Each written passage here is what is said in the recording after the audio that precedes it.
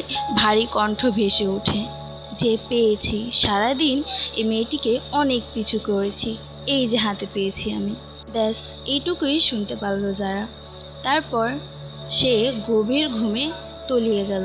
তার চোখ খুলতেই সে নিজেকে একটি অন্ধকার রুমে আবিষ্কার করলো। পিটপিট করে চোখ খুলে চারিদিকে তাকিয়ে সে দেখতে পেল সে একা নয়, তার আশেপাশে আরও অনেক মানুষ আছে। মানুষ নয়, বলতে গেলে মেয়েরা, যারা অনেক অল্প বয়সে। অনেকেই তো আছে যারা থেকেও বয়সে অনেক ছোট। তারা সবার মুখে শুধু ভয়ের ছাপ, তাদের মুখে রুমাল বাঁধা, চোখ দিয়ে নিরস্ত্র জল পড়ছে।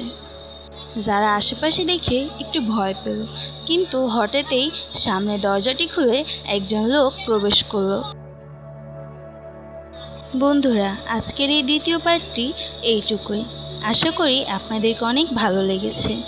আর যদি ভয়েসে কোনো সমস্যা হয় তাহলে প্লিজ অ্যাডজাস্ট করে নেবেন, কারণ এটা আমার প্রথম উপন্যাস এবং এই উপন্যাসটি আমি ভয়েস দিতে গিয়ে অনেক কষ্ট করেছি, যেটা আপনাদের ধারণার অনেক বাহিরে।